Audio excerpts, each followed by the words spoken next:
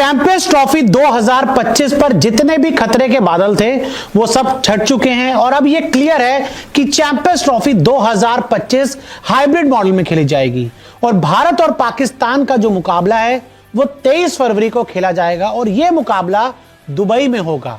और इस रिपोर्ट में अब मैं आपको बताऊंगा कि इंडिया 11 वर्सेस पाकिस्तान 11 में कौन ज्यादा दमदार है।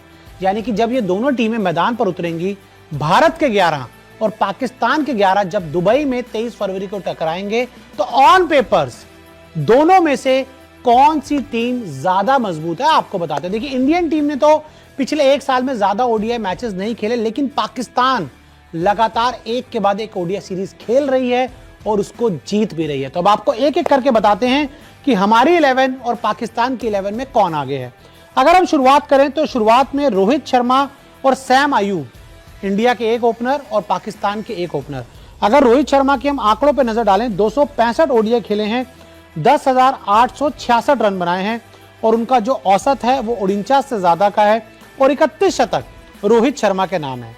हालांकि अगर हम करंट फॉर्म की बात करें तो सैम अयूब की जो करंट फॉर्म है, 9 मैचों में 515 रन बनवा चुके हैं, 64 से ज्यादा का उनका औसत है और 9 मैचों में ही 3 शतक लगा चुके हैं। करंट फॉर्म के हिसाब से मुझे लगता है कि सैम अयूब रोहित शर्मा पर ऑन करंट फॉर्म थोड़े से भारी पड़ सकते हैं। हालांकि रोहित के पास बहुत एक्सपीरियंस है, ओडीआई क्रिकेट की मैं बात करूं चाहे टेस्ट की बात करूं, बहुत रोहित के पास एक्सपीरियंस है। लेकिन फिर भी यहां पर करंट फॉर्म में मैं पहला पॉइंट देना चाहूंगा सैम अयूब को, क्योंकि जिस तरह का क्रिकेट उन्होंने खेला है तो सैम अयूब मेरे हिसाब से रोहित शर्मा से आगे। तो शुरुआत में ही पाकिस्तान 1 इंडिया 0। नंबर 2 की हम बात करें, नंबर 2 पर आमना सामना है इंडिया के vice captain Shubman Gill versus Pakistan के अब्दुल्ला शफीक का। शुभमन गिल ने 47 ओडीआई खेले हैं, 2328 रन बनाए हैं, 58 से ज्यादा का औसत है और 6 शतक शुभमन गिल अभी तक लगा चुके हैं, जिसमें से एक दोहरा शतक भी था।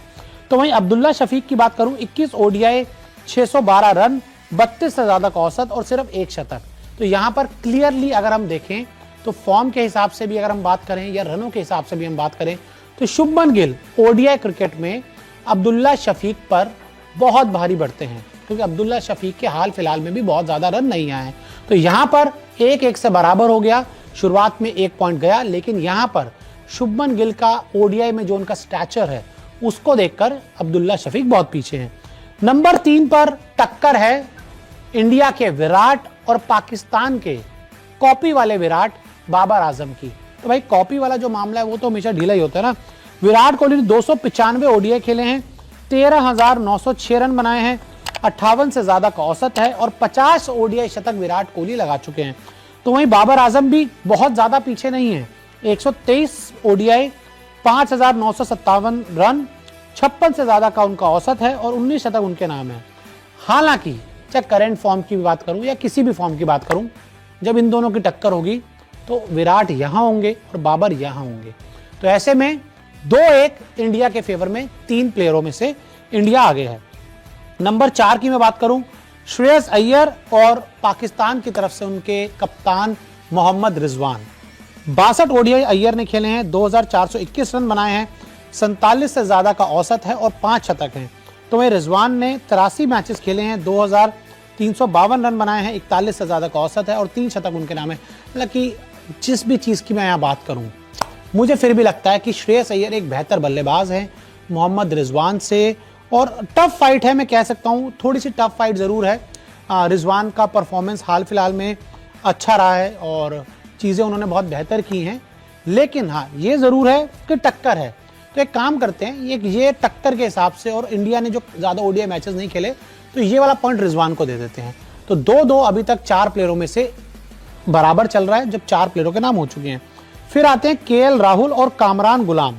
केएल राहुल ने 77 ओडीआई खेले हैं, 2,851 रन बनाए हैं और 49 से ज़्यादा का औसत है और 7 शतक इनके नाम है। तो वही ओडीआई में 10 मैचेस कामरान ने खेले हैं, 192 रन बनाए हैं, एवरेज 32 का है और 1 शतक उनके नाम है। तो यहाँ पर क्लियर तौर पर पूरी तरह से अगर कोई जीत रहा है तो इस फाइट को केएल राहुल जीत रहे हैं बड़ी आसानी से। तो 5 में से 3-2 इंडिया के फेवर में। अब आगे बढ़ते हैं हार्दिक पांड्या। अगर हम बात करें, हार्दिक ने 86 ओडीआई खेले हैं, 1,769 रन बनाए हैं, 34 का इनका औसत है बल्ले से और 84 विकेट से ले चुके हैं। तो वहीं सलमान आगा की बात करें, 30 ओडीआई खेले हैं, 696 रन बनाए, 41 के आसपास का औसत है, लेकिन विकेट सिर्फ 15 हैं। तो ऐसे में यूटिलिटी के हिसाब से, बड़े प्लेयर के हिसाब से, बड़े मैच के बड़े प्लेयर के हिसाब से हार्दिक पांड्या यहाँ पे क्लियर विनर हैं। तो ऐसे में 6 खिलाड़ियों के बाद इंडिया 4-2 से पाकिस्तान पर बढ़त बनाए हुए है।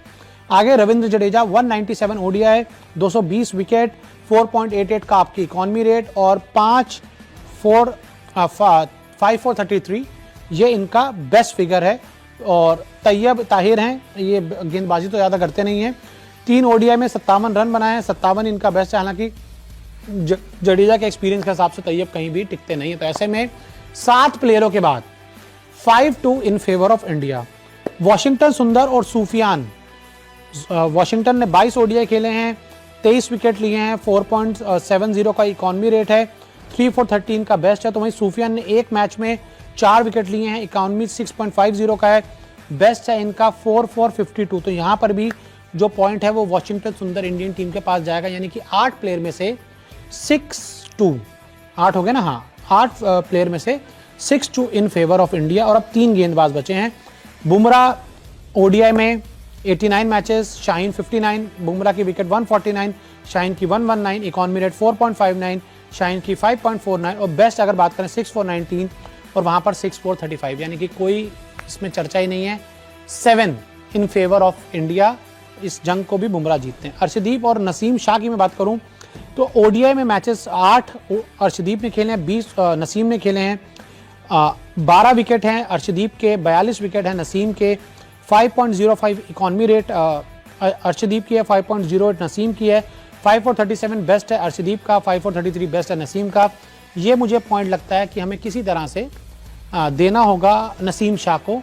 तो 3 हो गए फेवर में किसके, 3 हो गए फेवर में पाकिस्तान के, 7 फेवर हो गए इंडिया के।